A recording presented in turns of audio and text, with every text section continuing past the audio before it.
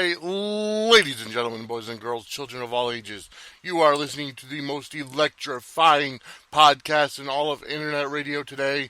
You are listening to the Sportswire. That's right, ladies and gentlemen, we are here live in beautiful, historic New Britain, Connecticut, right a block away from Walnut Hill Park. We've got a lot to go over. We've got a huge jam-packed episode for you today. First of all, as always, we're going to start the show off right. So if you're able to, okay, obviously if you're driving, you can't. Or if you're at work, you can't. I understand all that. But if you can, please rise for the playing of our national anthem.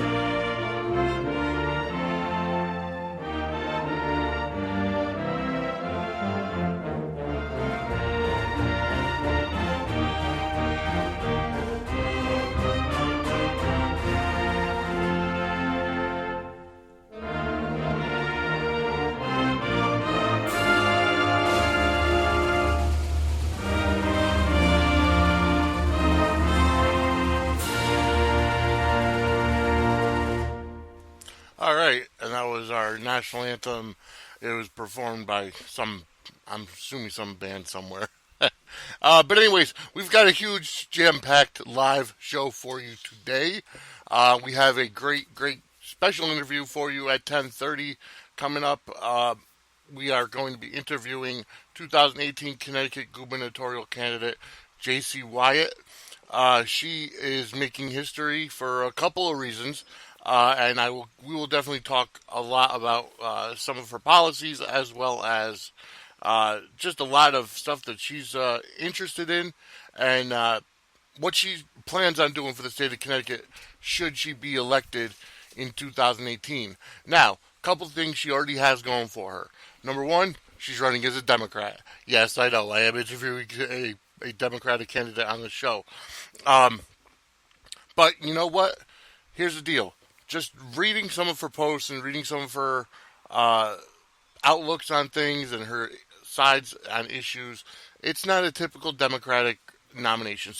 But because Connecticut is historically an all-blue state, she's made the smart decision by running as a Democrat. Second thing, our current bozo, Governor Malloy, who is if I'm correct, the second worst governor in the country currently, as voted on by citizens of the country. He has said that he is not going to seek a third term, so he will not be running in 2018. So the field is wide open now. I have heard other people saying that they may tease a run. So it remains to be seen. It's wide open. Could Connecticut flip and go to the red and become a Republican state? It's highly unlikely. Especially because the majority of people in Connecticut voted for Hillary this year, or this past election. So, but see, what I have to say, and we'll get more into it during the interview, and we'll talk to her about it. The fact is that President Trump got elected because he was not a career politician. You know, he was not an elected official pretty much at all, other than in his own business, and he's running the country like it has to be. Some people put him in hot water last week because of the quote-unquote mother of all bombs that was dropped on Afghanistan. They killed 30 ISIS operatives, and they completely demolished a lot of their underground tunnel passages and everything. So it was good. And so many people said, well, why did you have to go over there and bomb them? And, bombing Syria as well. But honestly, we need a president like that. We need somebody who's going to take the bull by the horns and actually get things accomplished. Under President Obama, okay, ISIS was allowed to run free. He couldn't even say the words Islamic terror. I mean, come on now. Really? But I need to keep my composure a little bit. I'm not going to make this all politics. I do have some sports and wrestling to get into. But the fact of the matter is this, okay? President Trump is doing what he has to do, okay? Everybody's crying about us bombing Syria a couple weeks ago. Well, did you see what I don't know if he's president or Assad from Syria. Did you see what he's doing to his own people? Okay, so the best thing to do is to go over there and beat the crap out of them. And that's what we did. 39 missiles?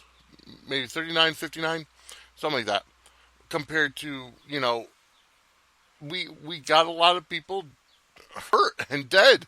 A lot of those people who are the quote-unquote bad guys. So President Trump is doing what he has to do in order to make this country safe and keep our country safe. Everybody's saying, "Oh well, North Korea is testing their nuclear missiles as well, and they're really, gunning at the U.S." First of all, North Korea, if you've been reading the news, North Korea has tested their nuclear missiles, I think, for the past 2 weeks, and as of yet have been unsuccessful. So if anything, they'll bomb themselves and blow themselves up. So, I mean, we don't have to. I'm never going to say we don't have to worry. But what I'm going to say is President Trump is getting our military strong enough where if somebody was to try to take, if you remember World War II, we got Pearl Harbor. I mean, quite literally. Okay, we got Pearl Harbor.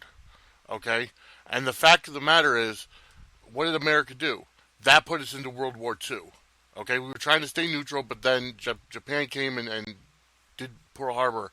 Okay, we're trying to make it so that doesn't happen again.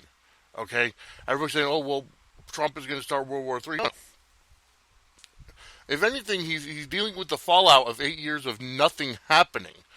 Okay, President Obama did not want to do anything. He wanted to be passive. He wanted to be passive and just let things happen and everything. Now, I'll be the first person to say we don't have to stick our nose into everybody's business. Okay, but the fact of the matter is, if you have people killing, look at what Saddam Hussein did to his own people in Iraq. And President Bush went over there and we killed him.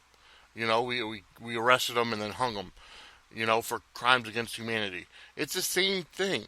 Okay, are we the police of the world? No, we're not.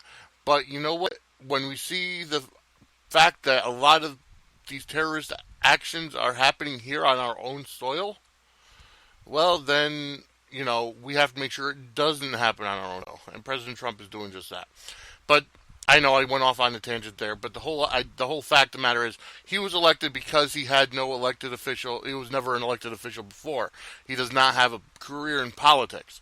Jacey Wyatt is the same way. Currently, and I will find out for a fact once I talk to her. I know that she is definitely a businesswoman in Branford, Connecticut. She's a former fitness model, also making headlines because she's the very first transgendered person, born a male, became a female, to run for any, as far as I know, for any elected official in the country. So we'll talk to her more about that, and she's got a lot of interesting ideas. And let me make something perfectly clear right here, right now. And I've said it before, I'll say it again. Okay, in my opinion, even though I'm a Republican, okay, but I do have some alternate viewpoints on a lot of things. Okay, in terms of same-sex marriage, I personally don't care either way. You go out, you marry who you want to love. I don't care if it's in the Bible or not. Okay, because the Bible, in my opinion, is not the be-all, end-all for life. Okay, secondly, in terms of transgendered, okay, now I'm the first person to say I will never screw with what God makes. Okay, God made me who I am. Mistakes. However, with that being said, there are times where people just feel uncomfortable in their own skin. Okay, and I've talked to a few of them. Okay, JC is not going to be the first transgendered person that I will talk to. Okay, and if you remember back in June of 2015, as a matter of fact, the very last episode, the very first live Sportswire, okay, and the very first time Big Lou was on with me, and unfortunately the very last time, we talked to Brody Ray Runge, who is a transgendered female to male, and he became a huge singer. So we talked to him. There are other people out there who I have spoken with. I personally have no problem at all with somebody living their life the way they want to. In terms of the abortion issue, I'm personally against abortion, but you know what? Who's to say that you know a rape happens or the mother's the mother's life is in danger? I don't feel it should be used as birth control, but at the same time, I don't feel we should dictate the idea that no abortions are possible.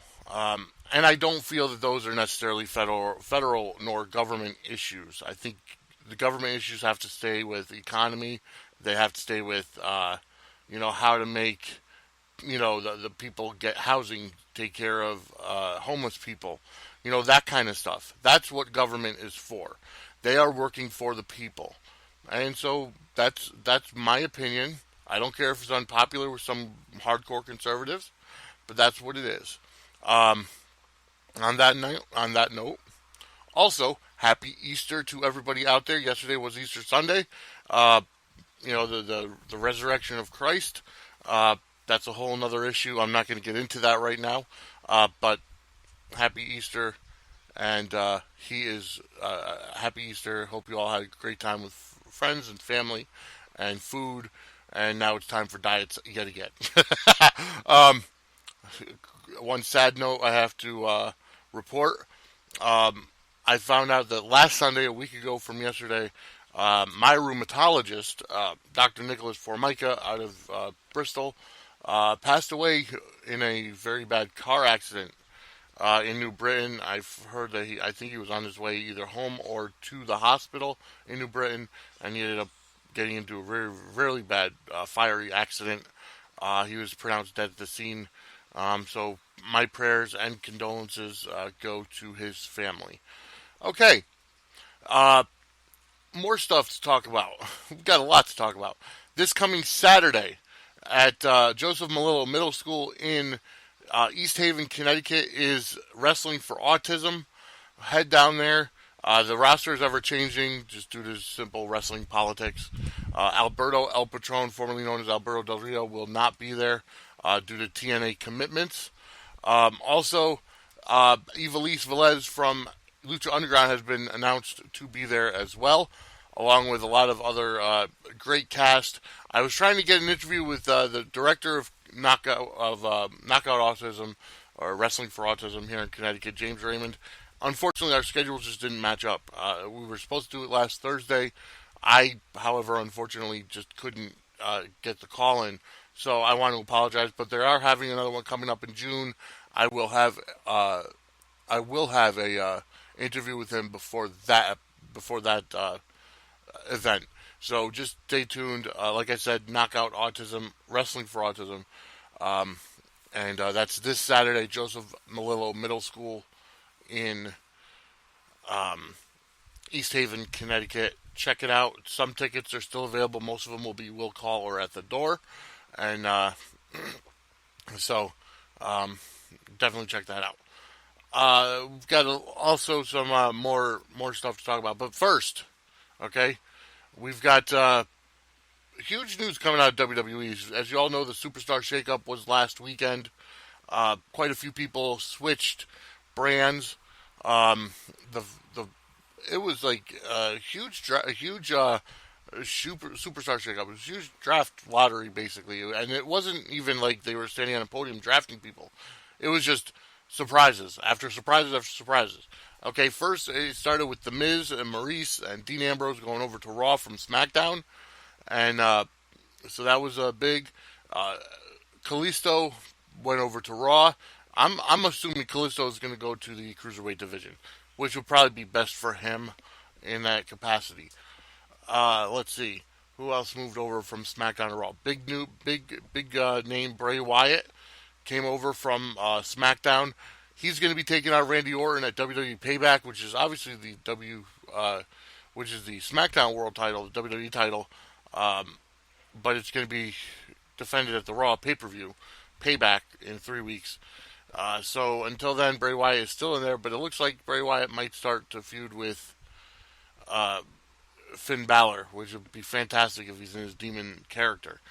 But the other question is, now that Bray Wyatt is on Raw with Braun Strowman, will Braun Strowman fall back under the tutelage of Bray Wyatt? Uh, I personally don't think so, because Braun Strowman is on his own. He's getting his own singles push, and I think that that's going to overtake everything.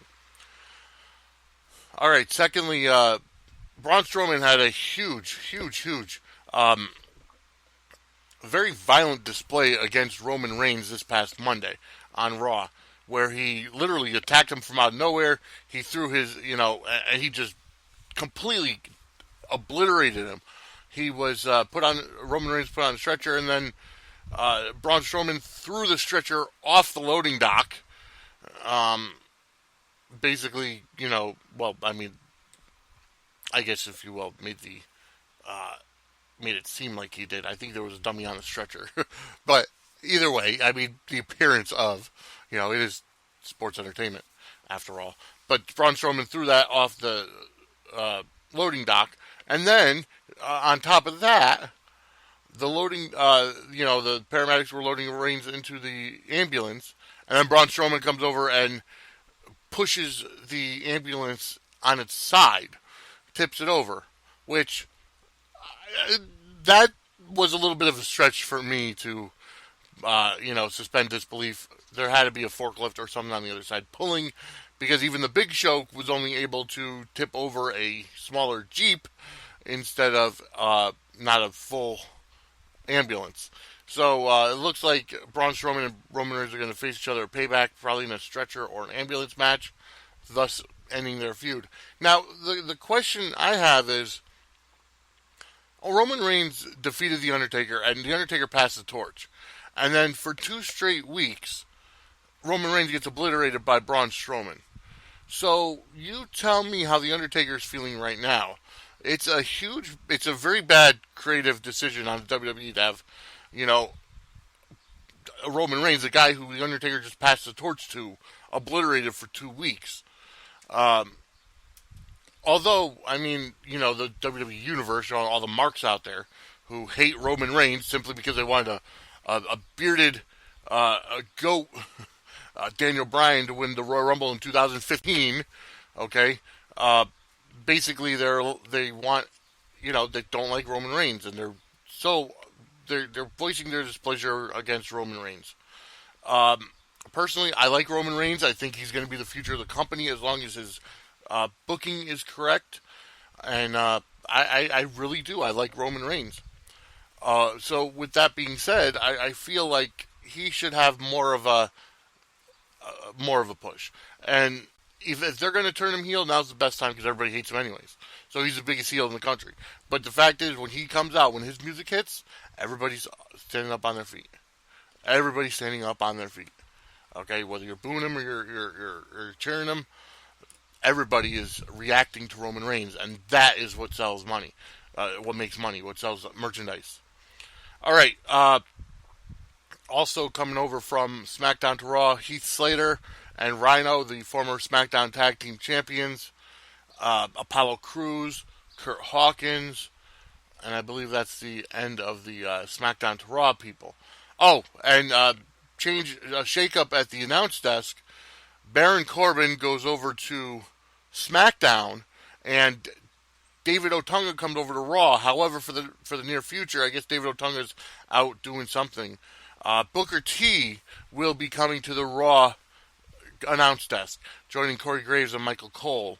That should be interesting. I think they should just stick with a two-man desk on myself, but that's just me. So with that being said, going over from Raw to SmackDown,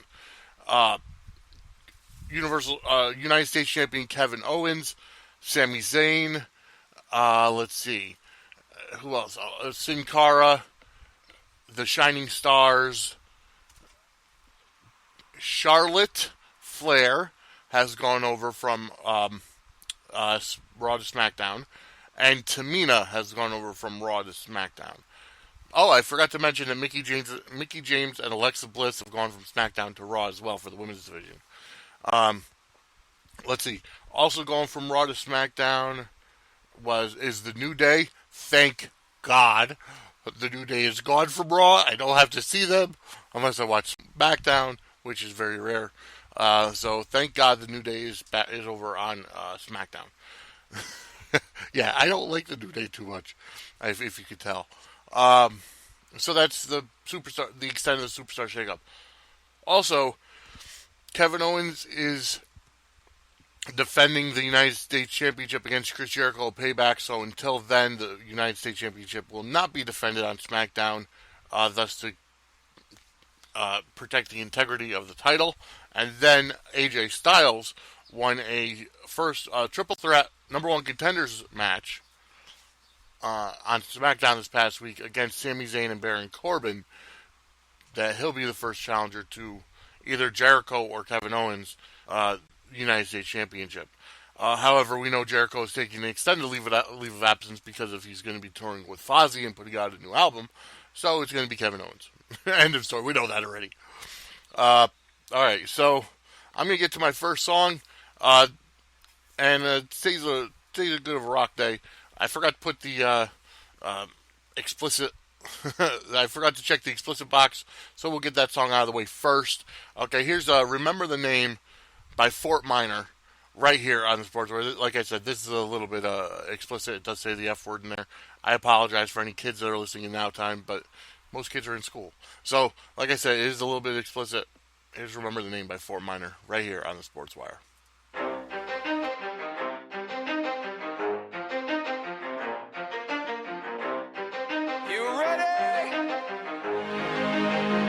Let's go.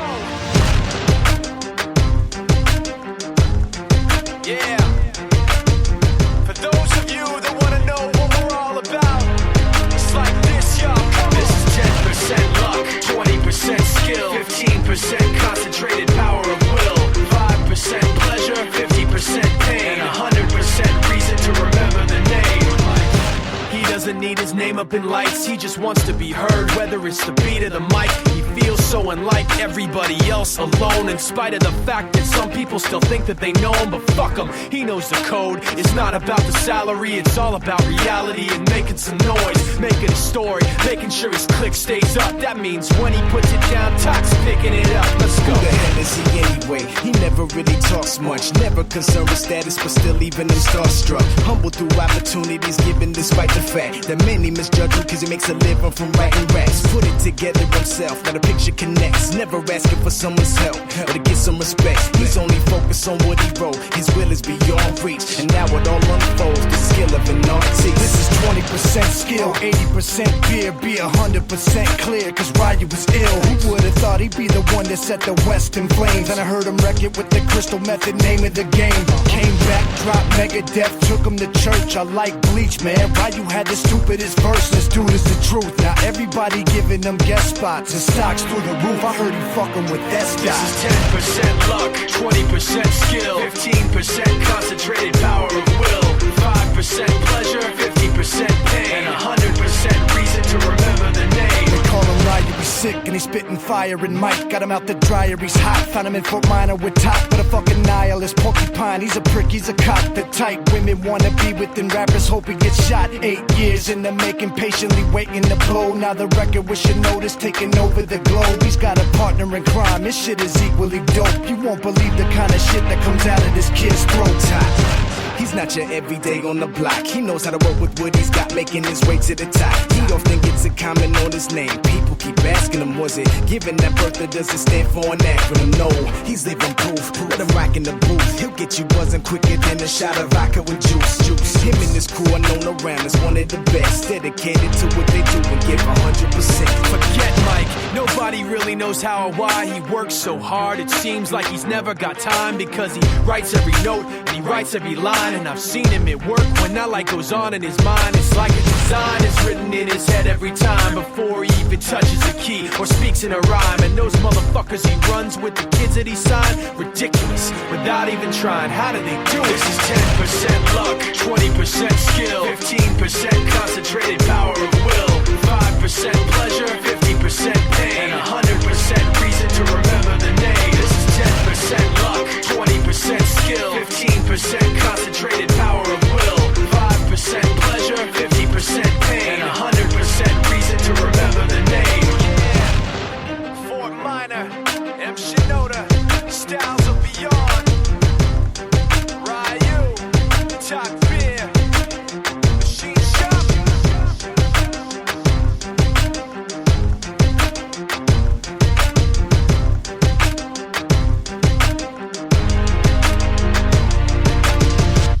All right, and that was Fort Minor with Remember the Name right here on the Sportswire. Like I said, it was explicit. It did have swears in it. I apologize for not clicking that little explicit box. Normally, I'm not used to playing it, but I felt like playing a little different music today. Also, we want to thank M&J Video Games and Collectibles. If you have any, anything in terms of video games or wrestling DVDs or wrestling memorabilia, wrestling anything, or video games, anything, go on down to visit their stores in Southington and Wallingford. I'm going to play a quick promo for them right now. Hey guys, here with WWE Hall of Famers and WWE legend Tatanka. Guys, when we're in town in Southington at M&J Video and Sports Collectibles, this is the place. And wherever he goes, that's where I go. Arriba! You can come to M&J Video Games and Sports Collectible at 1049 Queen Street in Somerton, Connecticut. Come on down and see the champ. Yeah, baby! And they're going to have quite a few autograph signings coming up, too, as well. I just saw that Shane Douglas will be there in June. I have to get the exact date, but that's one that I definitely want to go to. Shane Douglas, the franchise of ECW, had a couple of failed gimmicks in the WWE and WCW, although he was a tag team champion with Ricky Steamboat in WCW, but he made his name in ECW. All right, so we're waiting. I'm awaiting the tone in my ear that Jacey Wyatt has called in because it's almost that time for us to get started with the interview. But as of right now, I do want to point out for some baseball news, the New York Yankees are doing fantastic. I love it. 5-0 home opener, 6-game winning streak. This is a fantastic thing for the New York Sports Club. No, I don't want NFL Mobile. ESPN Mobile, that's what I wanted. I want to kind of go over the standings thus far in baseball for everybody to, so that y'all know that the Yankees are where it's at this year. Because of, well, we're just that damn good. No, we went through the period of rebuilding. You know, we still have Starlin Castro. Sabathia's been pitching great. Masato Tanaka's been pitching great. Our bullpen is fantastic. You know, especially with picking Aroldis Chapman back up after winning the World Series with, or helping Chicago win the World Series last year. Let's see. Trying to get to MLB standings. I don't know if it'll give it to me with this app, but we'll see. Let's see. What else do we have to go over now? Well, you know, last week I never got a chance to go over the fact the UConn women lost in the Final Four of the Women's National Championship Tournament. They lost to, let's see, you know, it's kind of sad that I don't even know who they lost. I mean, we were watching the game at work. It was sad. They lost by by a last-minute jump shot, really. Where last year they beat them by 40 points. So, you know, it was a big to-do for the UConn women. They ended their streak at like 110 games, which is a fantastic feat in itself. 110 or 111, something like that. Like I said, a fantastic feat all in itself. Um, and I personally happen to give them a lot of credit because they are absolutely phenomenal. This call is being recorded. Okay, so I just got the tone in my ear that Jacey Wyatt is with us. So I'm going to hook it up and make sure that it's all set. And I think we're okay. Here we go. Nope, nope, we don't want that muted. And hello, Jacey. How are you today? I am wonderful. How are you? I'm doing fantastic myself. So, Well, that's good. That's what we want. Everybody to be good and happy and have more money in their pockets. That's what we want. you're absolutely right on that. So I wanted to see and kind of welcome you to the Sportswire. I personally. Well, thank you. I'm not the biggest sports fan in the country, but I'm going to be educated. I got tons of numbers that I can get you and information on sports. Obviously, running for governor, I get thousands of things thrown at me. So let's put one more thing. Can't wait to find out more about what you guys wanted me to talk about. Well, that's fantastic. I am personally right now getting. Oop, that's not what I wanted. I apologize. Something is actually what I want. Anyways, I'll get everything together. But I wanted to just let everybody. Technical issues are fun, but we definitely want everything to be good. Oh, audio options. That's what I wanted. I got that. And okay, we definitely want well, as far as I know, everybody can do. That's the most important thing. And so, all right. So, what? Let's start off. And let's first of all get your idea as to why you decided to run for governor. Okay. So I'm running for governor because it's time that a person that is not an elected official or career politician starts looking on how we actually operate this state. I have been entrenched in the ram for the last few years, so this isn't something that I haven't done before, but it is absolute passion for. I have to where somebody as an outsider is an official person that's going to end at the end of these. There's 12 Republicans. There's actually only 2 Democrats that are actually running right now. The others that are in our group are actually exploring. So if they explore, they're not really considered a candidate yet because they're only exploring. So I'm heard from the people. They asked me to do this. They've handed me them, and we're going to spend the next year looking to fight this system, try to win at the end. So I've wanted to do this because I see how I came into this in the state of Connecticut, and the big thing is the people of Connecticut are reaching out from the left to even the struggling to the middle class. Every year they see me more of the final option because they see that there's more in me that they can actually relate to. So to me, the reason is for the people of Connecticut, I can actually defend them, I can stand up for them, because I don't have to answer to anybody else. We reach out to many of our reps in the House of Reps and senators, and some are open and some are very much the way they are, and that just helps us down the road from it, that we want them to be more open into changing the state of Connecticut and putting 300 bills in the session. There's more that we can do for people than trying to find every single way we can tax somebody in the state of Connecticut. You're absolutely right, and it seems like this current governor has thought of almost every single way to tax us. And, it's one of those things where the running joke is pretty soon he'll find a way to tax the air we breathe. The thing is, too, people realize it's just not the governor that's doing this. Again, remember, you have all these legislators, and which one gets confused, even like you're saying, contact your lawmakers. Legislators are becoming our lord of our state, and might have representatives that has 17 people that are trying to come through the state. That's over 300 concessions. And to me, this is where I came out to be the first one to say, listen, don't you think you guys should have term limits on you guys? Why are you making this much confusion to us? And everybody wants deals, if they want to come and create and make things better for people, that's great. But I think if people are coming in with way too many things, trying to make them even more complex than it needs to be. I think there should be term limits on senators and legislators, and I also think that we should also look at the amount that be proposed to the state of Connecticut that have to show up on my desk to sign if I would want them or not. It's just not Governor Malloy who's creating them. It's a force behind them. That is the balance of our system in the state of our. But to me, it's that we have to learn working with each other, but maybe solutioning it from a point where the goals are not looking for how the reps want to do that. And just one more thing on that. These reps and all the House of Representatives, they are representing certain districts in the state of Connecticut. They are talking for those people representing them. I would love to know if someone puts a poll out there, if their representatives are bringing bills that they ask them to do. And I guarantee you we will find a 0 on that, because I would say that people of Connecticut are not asking for these tons of bills to be showing up on people's desks up in Hartford.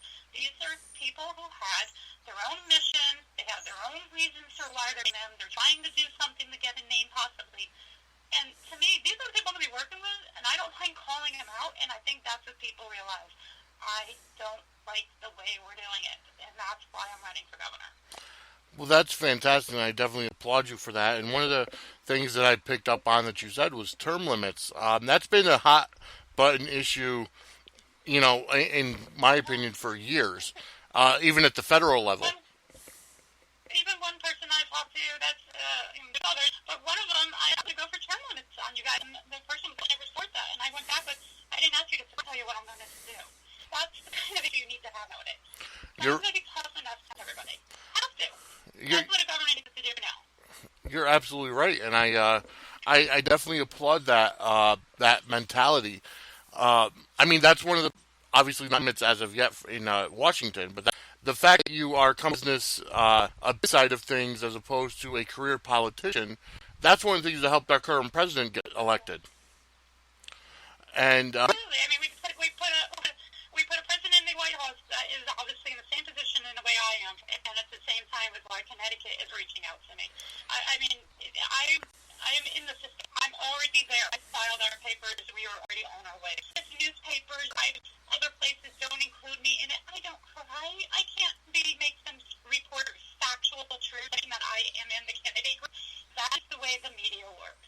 They pick on certain things and they fly with it, and they say things that aren't true. It is absolutely true. If media have a fake news that come out, and it's absolutely not the truth to the people. It's not, because I see it. We report back to the editor. Why did you say that? That's not true. And it's interesting how things go, and it's sad that it goes away. I'm really willing. This is my job, and I'm working for a year now. That's where it comes from. For trust. I'm willing to anybody and everybody. Think of the last 3 to 4 weeks. I've been on almost every single TV. I've been national news. We're all over the internet. 800 people, I think, are on my Facebook without even doing anything yet. And thinking on how this campaign is going to move forward for us, it's just great to be there for the others. The Republicans fight all they want. They could deal and try to find out how they're going to whittle down the group. On the Democrat side, we have more of a responsibility to have, and that needs to be clear. The message needs to be clear with us. And also taking the Democrats on when needed. Because there isn't somebody that's a leader in the group that is what the people that are behind us are many diverse and support them. We've been there before them, and I think that's where people are going to either come and stay on our side, which they will, and others that are going to just try the field over the next couple, the year. all right, absolutely, and I agree with you. Let's talk about sports. All right. You know, that's the first time that he's ever actually had to ask me about sports. But there's some things I want to talk to you about. Okay, so all right, so let's start with one of the bigger teases this last month or so. Governor Malloy had tried to tease that he wanted the New York hockey team to come up to Connecticut in the XL Center. Now that would mean the XL Center would have to kick out their current tenants of the Hartford Wolfpack, but it would also have to go through quite a few upgrades and renovations. And I guess he proposed back money or whatever. Okay, so big complex questions here. But so here's the point. In the state of Connecticut, we do not have the funds that you're asking us to have the dream teams come here. We should. Mm-hmm. We need to put funds together to anchor this type of project. One, there is investors, there else in our state that would be reinvesting in the state if they had the opportunity to know that the tax burden on everything they wish to do. They're willing to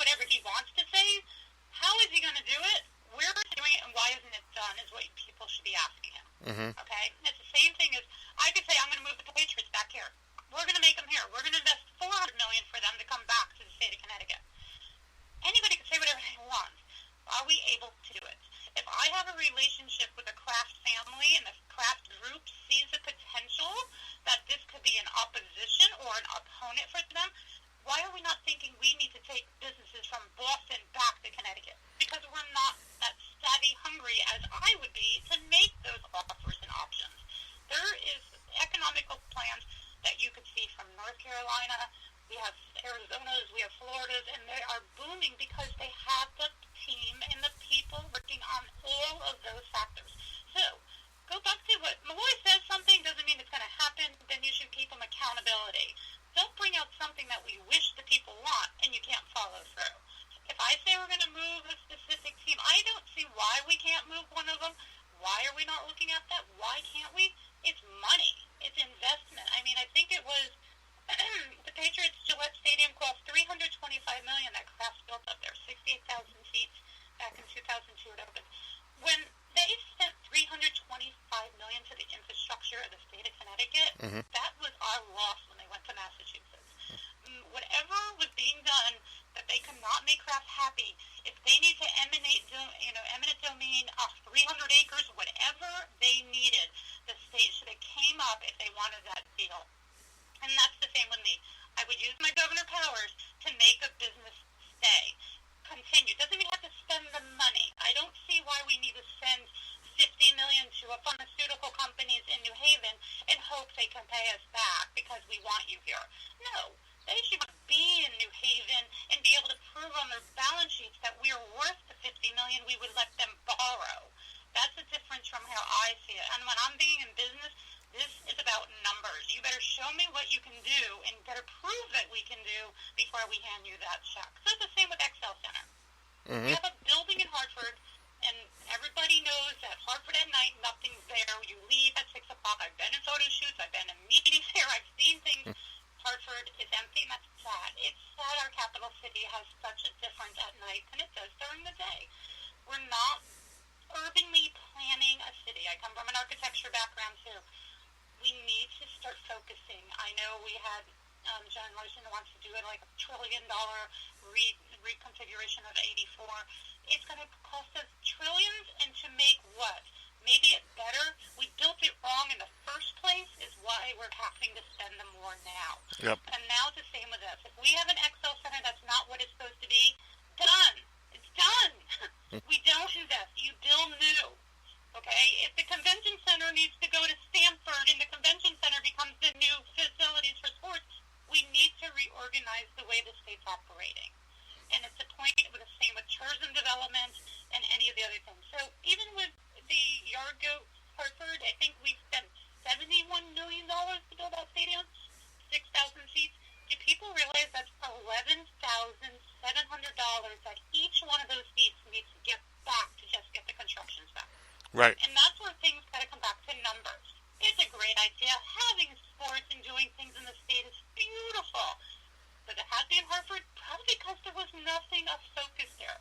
The focus in Hartford, to me, should be more about the business. Okay. Why are we not putting Amazon to build their campus, to build the jobs and the millennials that want to live there with the nightlife and the things that are convenient? They don't need a car. Live on the riverfront, brand new developments that we could do on the river and let them know they could walk through their businesses. Doesn't have to hire it. They could build campuses like they have in the West Coast. And that's where we need to focus. Eventually, if there's a major earthquake on the West Coast, those businesses are going to be shut down.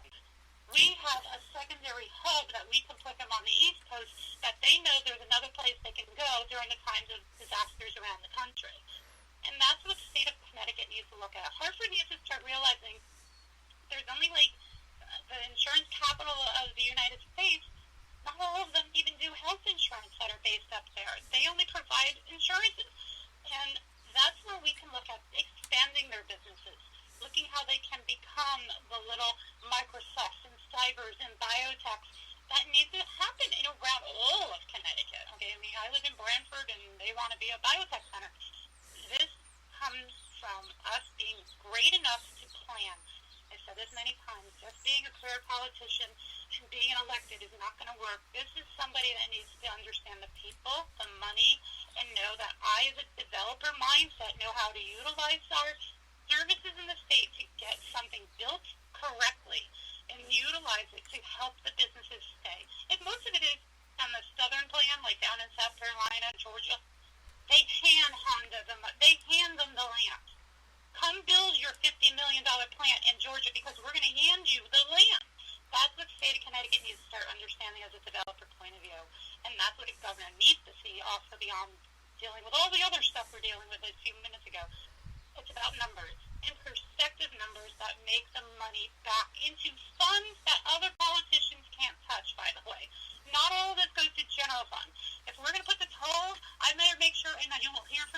into an infrastructure fund, and no political sticky fingers are going to touch it except it goes to infrastructure.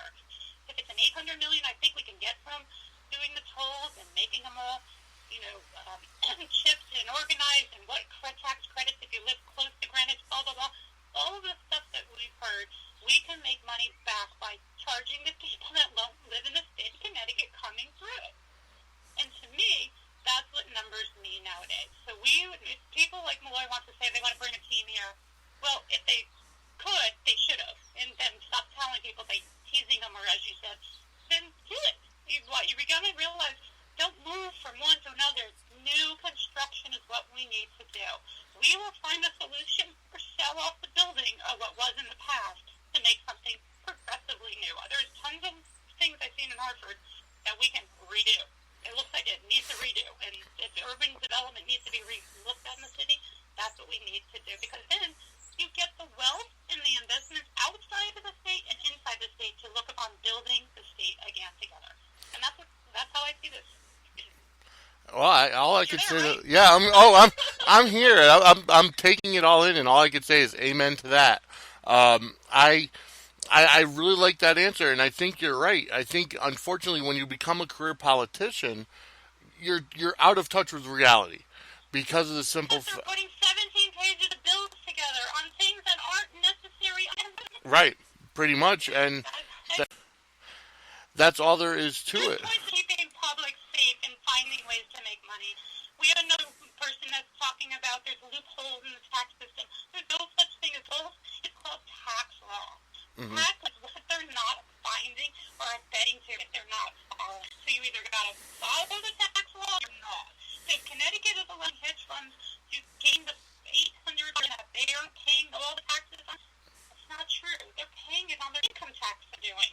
So people find, I have to say, among Democrats, Republicans, all feel it's best to cushion and you can become the shining star.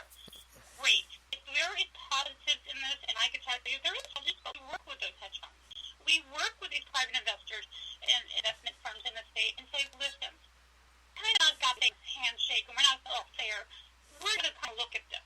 But we want that extra money not to go to general fund. Mm-hmm. We want you to put into education in the state of Connecticut. You put that extra money that we're going to get from that 1% welfare tax that we're going to do,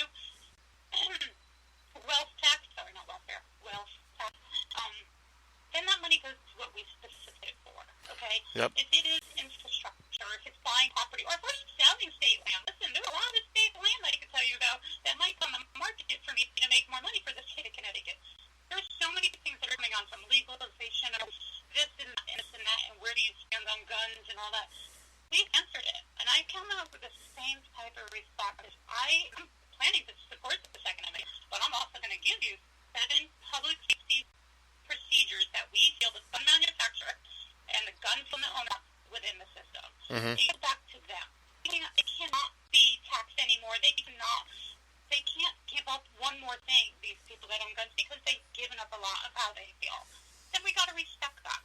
We have to also realize we understand the situations in the state and around the country and all these things. It's out of control. And we need to maybe take that $500 million that went into certain things and put it into safety.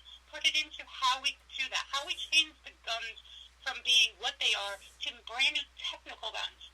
Mm-hmm. They have to turn them in to get the new technical gun. And that makes the new manufacturer have to build these guns in the state of Connecticut.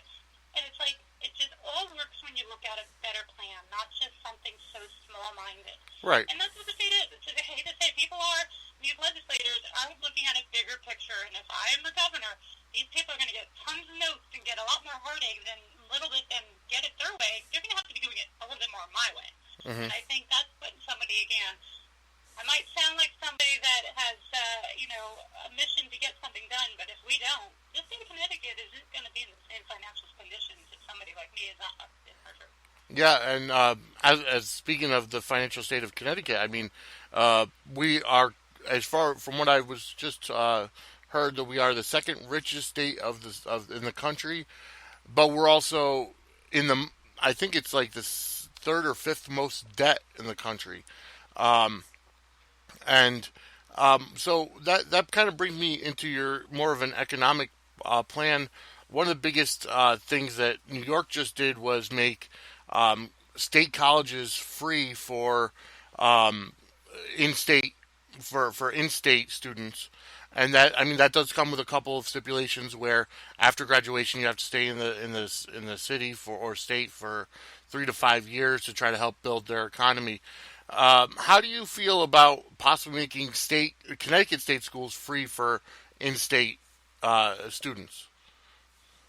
Okay, so two questions came out of that. First, you talked about the economics and we being the wealthiest, also being the highest tax people, also in the state and the union too, by the way, with a governor that is the third most liked Democrat in the United States. I mean, we have positioned ourselves in such a negative position. Beautiful plan that I can show you that I will be handed because I'm inheriting unmet. Yep. Okay, so financially, whoever, you would need a team. I'll tell you, every Republican almost comes to a primary, every Republican down there in Greenwich, and any other people, I mean, you might see my lieutenant governor be a Republican from Greenwich. This is where we got to work to solution this bigger problem. People, mindsets and businesses are going to be able to figure it out. We can't run the state like a business, though. It doesn't work that way. I can't. It just doesn't. We have things that we need to do for the citizen. That's why the state can't operate like a business. It just doesn't work that way. And we have to look upon how it's protected to make well, and the citizens will be able to let that all the ANSI money and all the other types of things that the state basically to me said it's invested that. So we have to reverse it by stopping it, by not letting that continue down. We have thought out plans, more perspectives, and how that money comes back with alternative ways of how it comes back if it doesn't come on the same projections, early projections and all that. So you mentioned that economic state is about making the state operate and not spend everything before they make it. We should also, our budget should be based on what we know before we hand it over. We shouldn't be cutting, as people I think are now bragging, the government's smaller now in Hartford because of Malloy. No, it's not. It's smaller because he doesn't have the money to hire the people. They fired them. They let them go. Okay? Pensions are out of control. They're controlling almost everything of our funding. We're in the position that pennies bounce back to the towns. The towns can't do it. I live in Brandon, have $9 million sitting around. They're going to take from our rainy day fund, as we call it, just to be able to, we have to. That makes, if we had emergency, we don't have much money left in it. That's not where the state needs to push on these problems. It's an answer, it's a solution, how they are out there now thinking, but it's not a good long-term position. We need to reinvest in the state, funds out of general fund, put it into protection. So we just said, we get the hedge funds before, as I said, and we put that money into education. If I have $500 million in this education fund for what you just said, in the people at college that can't afford it, we have a procedure, a plan. They go through an interview, they put a video together, they ask to prove themselves why they should do it. That's great. But I had the money to give it to them. Okay? I didn't have to take it from Peter to Paul from you and I need your paycheck to pay for this. Right. I don't want that. I already got where we're coming from. It didn't come from anybody in the state of Connecticut to do this. And that's the way they got to look at this. Because there's more about the money, the paper trail. And that's what needs to happen. So if we can get the funding, which I would work on one serious education fund bill that we would be able to do this by not taxing the taxpayer to make it happen, there's solutions that we can put that funding available and give it available. Again, the number of how many students need to do that. We got a lot of, I think I'm going to tell you right now, I have a list of exactly how many in-state, because I have a list. Look. So higher education in Connecticut, we have 1, 2, 3, 4, 5, 6, 7, 8, 9, 10, 11, 12, 13, 14, 15, 16, 17, 18, 19, 20, 21 universities and colleges and community colleges here in the state of Connecticut right now. Mm-hmm. Okay? So now you're going to be fair to all 21 of them? You're picking who and choosing. You got to go to all of these universities, and we got to agree what they want too. And that's how business works. You got to get these people's voices of opinion too. Just offering a plan that thinks it's great and it could work. People obviously are paying and putting people in college already and putting people through higher education. And yes, we're all going into debt in it. So wouldn't it be great to have some people? But why is it just some people only get that and not all of us get it? And so we have to find a way that all 21 of these universities have a plan and how they provide the state that they offer 100 students per year, whatever, at UConn offers 1,000 students per year. We can look at how they need to also make their dollars on their balance sheets work too. So other states around us, again, I told you, they're savvy. They're business people that are conceptually creating these plans that the state of Connecticut's not spending the time to do it. Just look on the TV commercials. Have you not seen that there's a New York State come and move your business to the state of New York? Why is that not a Connecticut one that we know is being played on every single North Carolina TV station? Right. Why are we not, we are not aggressive enough to look at being greedy like they are to find a way to promote and market it. We should eventually then be the same. If we need to put the money, and I'll be the spokesperson in that TV ad to move to Connecticut because they're the new governor and they're the new chief in charge. That's what needs to happen in the state of Connecticut. And I completely appreciate that, and I like a lot of your viewpoints. I like a lot of your stances. I really do. So you would vote for me? As a Republican, I do. Matter of fact, I actually voiced my opinion. The biggest response, not only are the Democrats so happy for me, but I'll tell you, the biggest response I've ever seen on this last 4 weeks of campaign so far is a Republican, and droves of them, tons of them, thousands of them. I've been a Republican all life. I never vote for a Democrat, but I'm going to tell you, I would vote for you. And that's changing the politics in the state of Connecticut. That I, as a Democrat, am able to get a Republican to not vote for the Republican. I'm going to be married as the actual vote. Right, so and I that's. think that's right. I'm talking as a real person. I think that's where politics has to go. I bleed. I have just as many issues. I have had an incredibly hard life too. I've come over hurdles to be where I'm heading. But I'm a strong, brave fighter for the people, and it's because of who I am. And for me to be in that genuine connection with you, it's not a fake one. Because I am me. People love that they can talk to me, and anybody, and can't believe they can talk. Hi, of course I would talk to you. You're an advisor. I want you to hear from my mouth what you want me to hear. And this isn't me being a political off. I am somebody who's real. You want to shake my hand and tell me you want to vote for me when I'm at a grocery store, when I'm on the street, when I'm doing landscaping outside? Stop and listen. That's a genuine person of who I am. Just knowing this information and saying it, I hope explains how I feel about a lot of our finances and where we need to go and how we need to amongst our entire state and how people come together. So I answered the education thing. This is the solutions that you're not hearing from the others. Right. And I think because they steal these ideas and then go out and start saying, but you heard it here, and that's what happens. And I think, and you brought up the idea that, it has more to do with the individual person of, what their stances are. It just because you're a Democrat doesn't mean you can't have Republican points.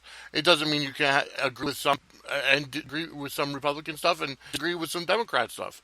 I think it has to, I very clearly went out on the very clearly calling out Dan that I don't think he should spend his time ordering down as the Attorney General and federal mayor of a town. I call out my own people. I don't waste the time of calling out something that you feel is more important than investing in Middletown.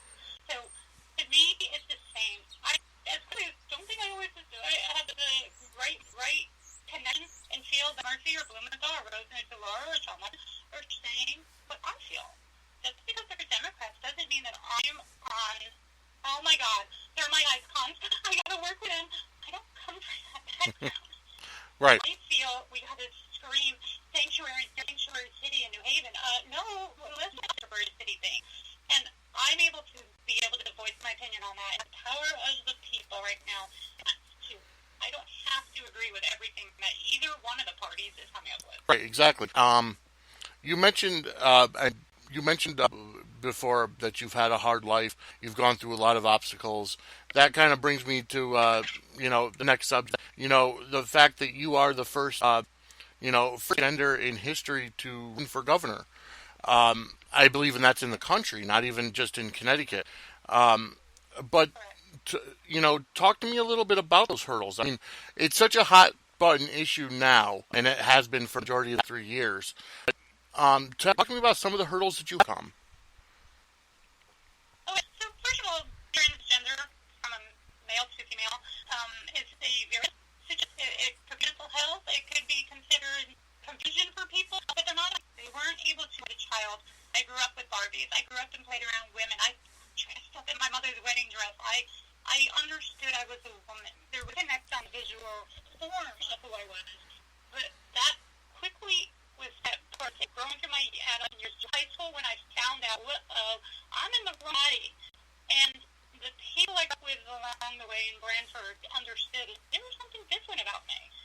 I didn't always participate in all the fun excitement of being a kid myself or saying that worked, educated, read a lot, but grew up inside myself.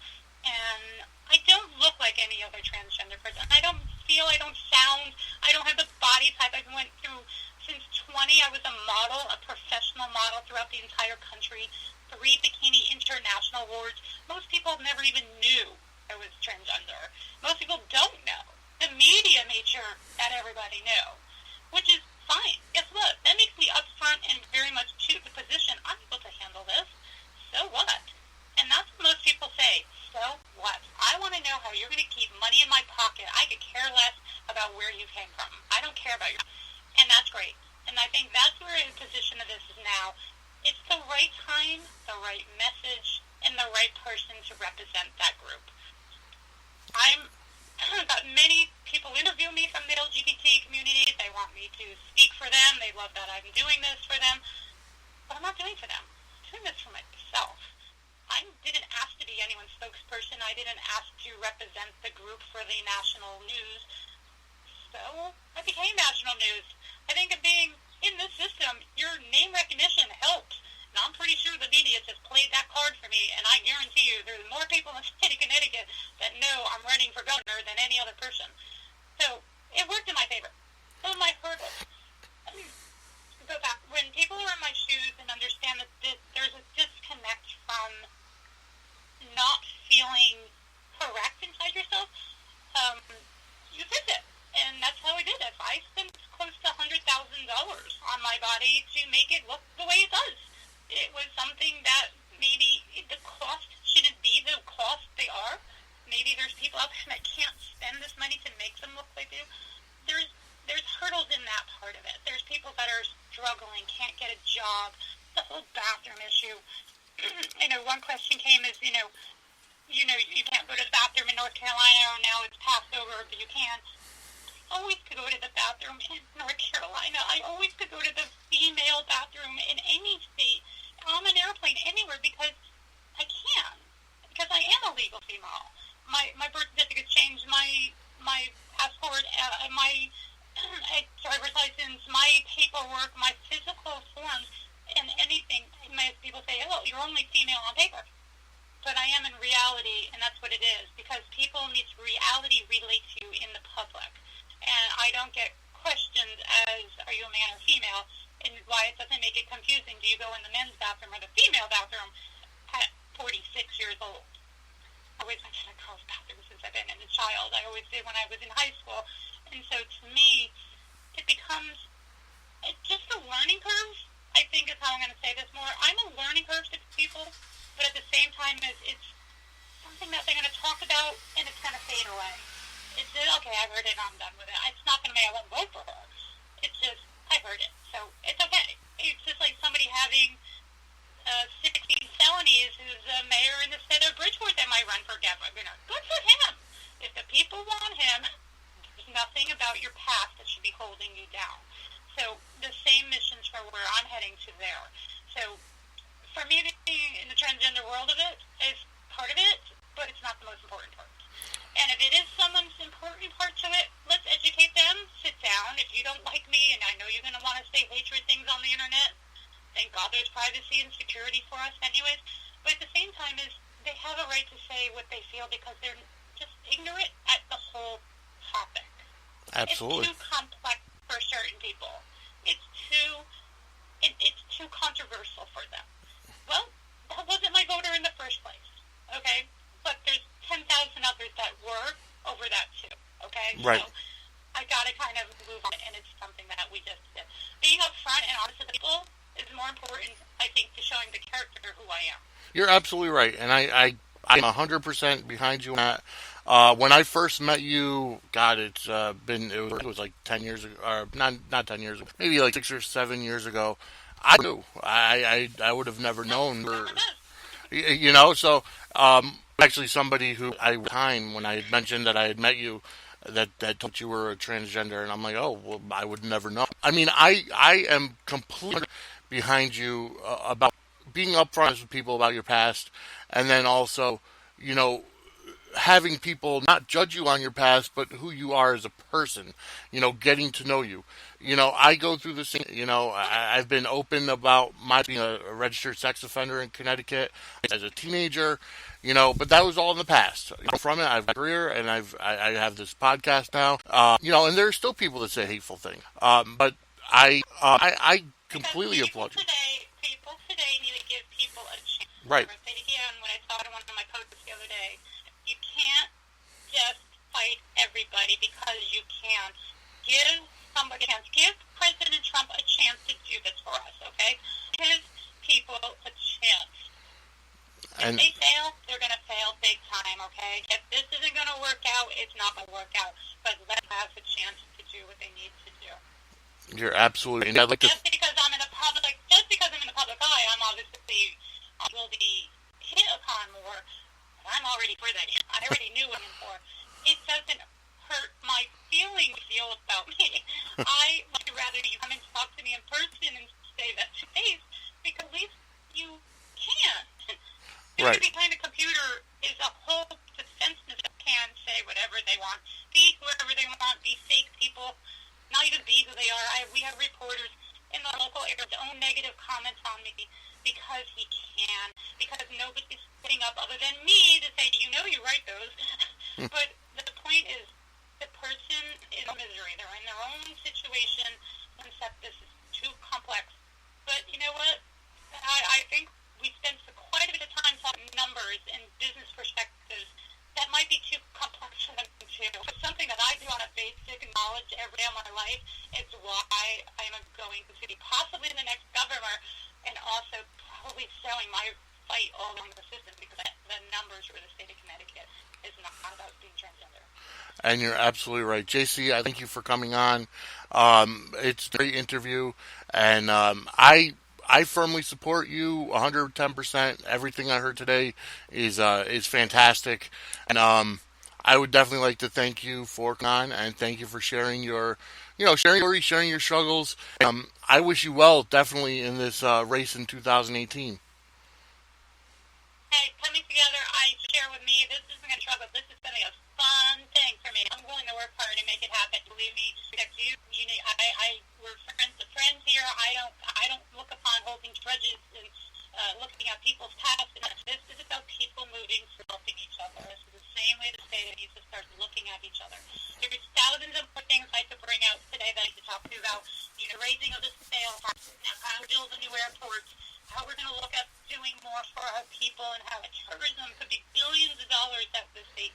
These are kinds of things that are very important, where you're hopefully going to support you to support me and bring the people together. Come to our Facebook. Come like our Facebook. Governor Wyatt is where you can choose Governor Wyatt pieces. Go and page.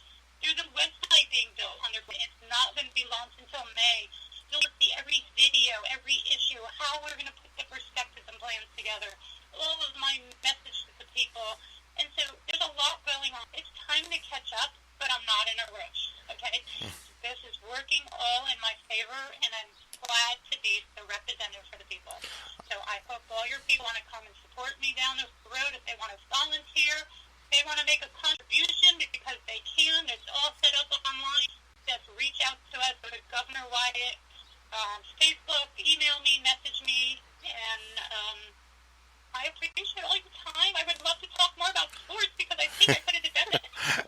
It's not a problem. We'll definitely have to schedule another interview. But I guess if somebody has a sports team in this state and you want me to be in that outfit and we're going to take a photo together, get it on and ask me. I'll do the Yukon outfit or whatever yard goats we need to put on me, because it's time for people to realize that I'm looking to win this at the end of the game.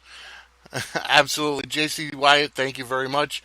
We'll have to do another interview, and we'll. Exciting, Jacey Wyatt, isn't it? Yes, What an absolutely, exciting Jacey Wyatt. and very personable as Not well. the typical politician. Not the politician governors and types of mayors and all the other people that are state reps that are going to be holding hands with you. This is the energy and the fun you need in the people of Connecticut, and hopefully they hear a message pretty soon. Absolutely, Jacey Wyatt. Thank you very much. We will plan a second interview. And Anytime. all right, thank you very much. Okay, All bye right. everybody. Thank you.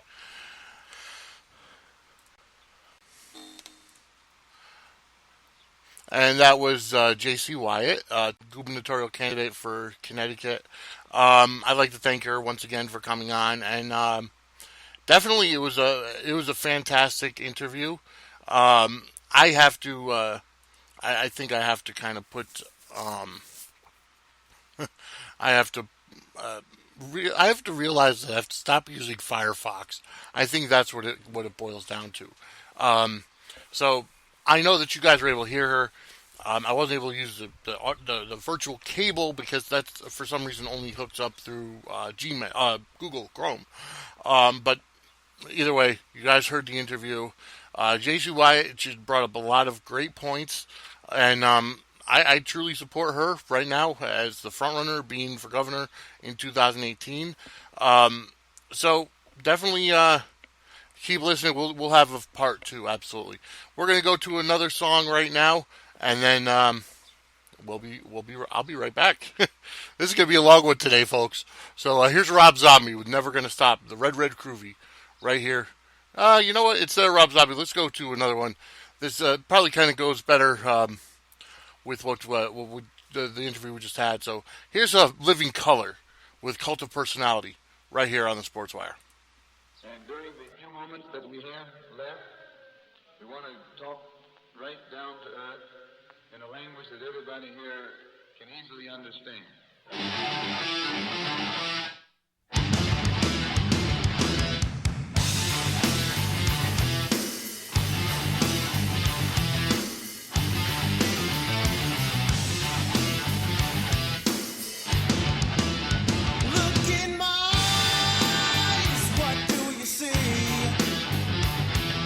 The cult of personality. I know your anger. I know your dreams. I've been everything you wanna be. Oh, I'm the cult of personality. Like Mussolini and Kennedy. I'm the cult of personality. The cult of personality, the cult of personality.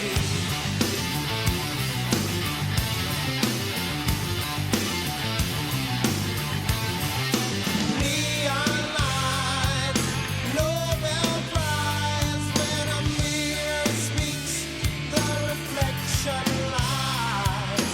You won't have to follow me, only you can set me free.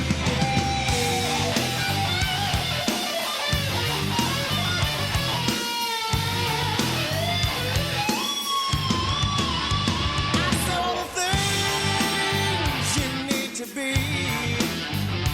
I'm the smiling face on your TV. Oh, I'm the cult of personality. I exploit you, still you love me. I tell you 1 and 1 makes 3. Oh, I'm the cult of personality. Like Joseph Stalin and Gandhi. Oh, I'm the cult of personality. The cult of personality. The cult of personality.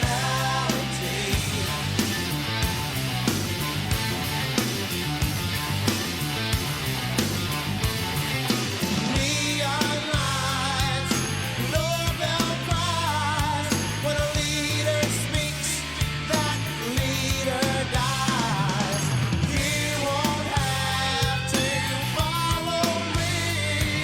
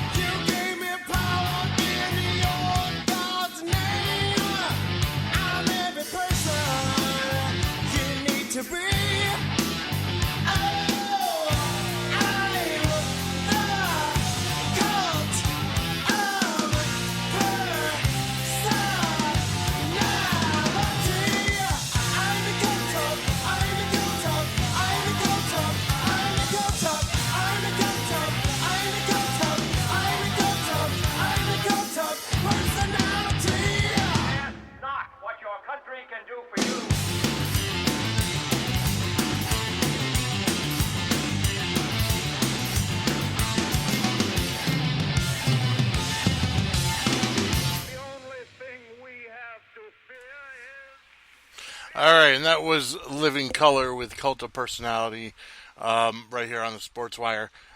Like I said, fantastic interview with Jacey Wyatt.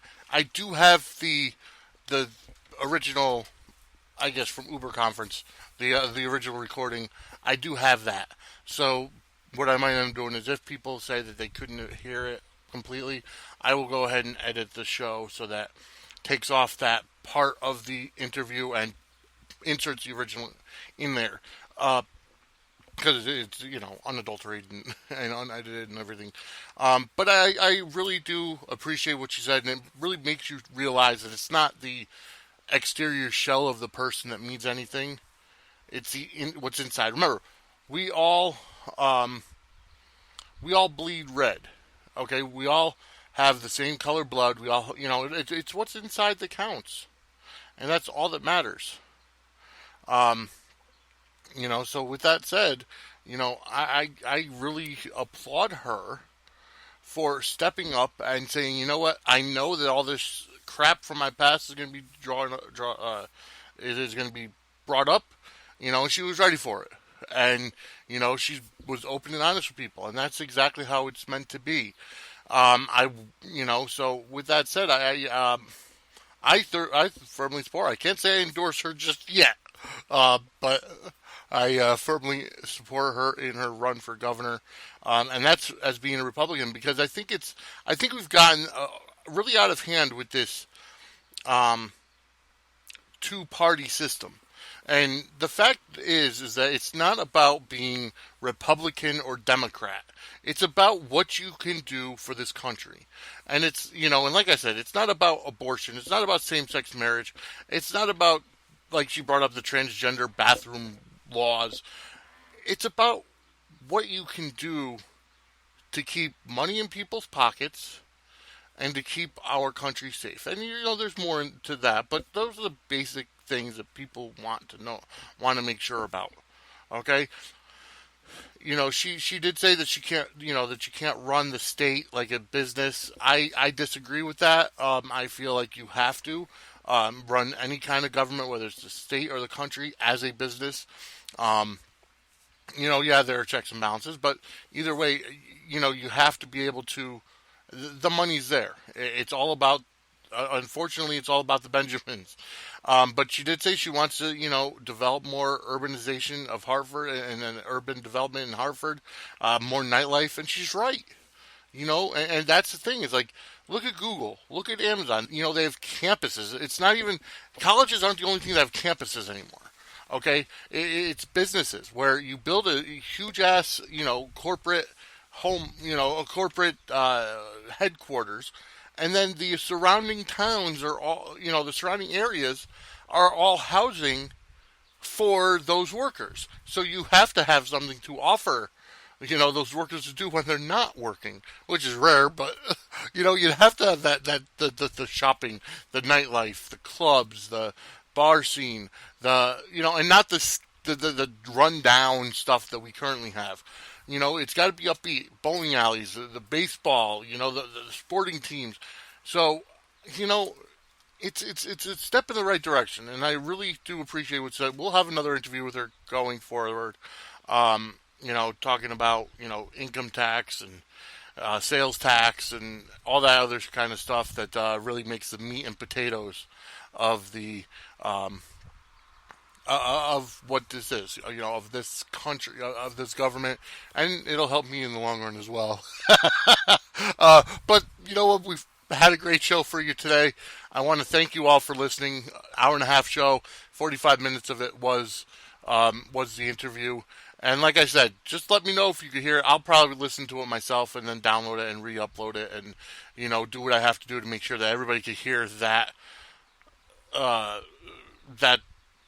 interview perfectly, because I want you to hear it. I want you to hear the genuine tone in her voice. It's not about somebody's exterior, and it's not even, she's not a career politician. And that's the most important thing. She brought up term limits, which is fantastic, which you never hear Democrats talk about. Because Democrats, they want to get into government and die in there, basically.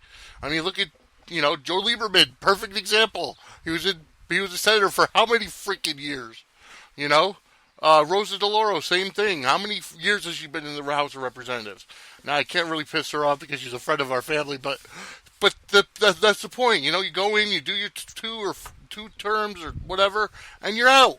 You go back to the private sector. Okay? You need fresh ideas in government. I've been saying that for a while now. All right. So now that I'm done with my soapbox, all right, we're going to get to our final song for the day.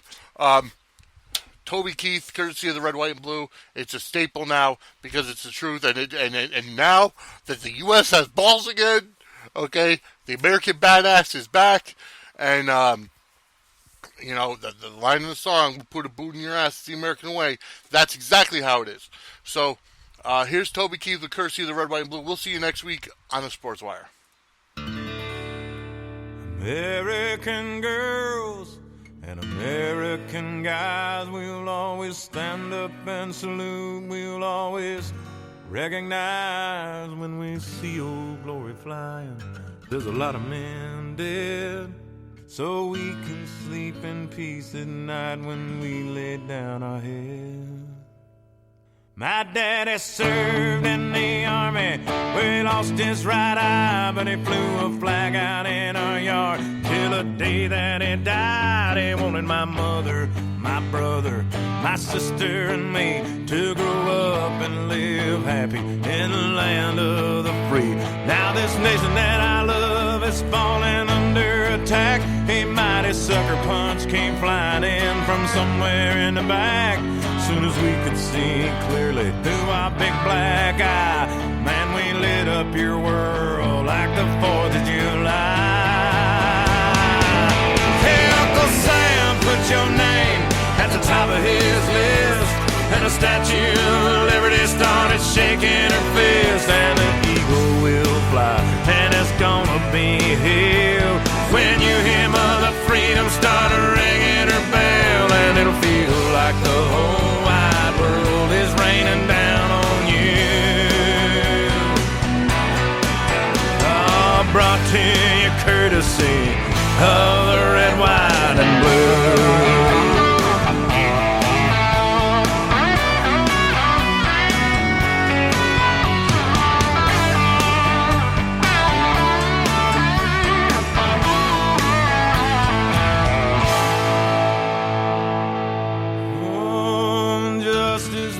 Served and the battle will rage. This big dog will fight when you rattle his cage, and you'll be sorry that you mess with the U.S. of A. 'Cause we'll put a boot in your ass, it's the American way. Hey, Uncle Sam, put your name at the top of his list, and the Statue of Liberty started shaking her fist, and the eagle will fly, and it's gonna be hell when you hear Mother Freedom start ringing her bell, and it'll feel like the whole wide world is raining down on you. Brought to you courtesy of the Red, White, and Blue.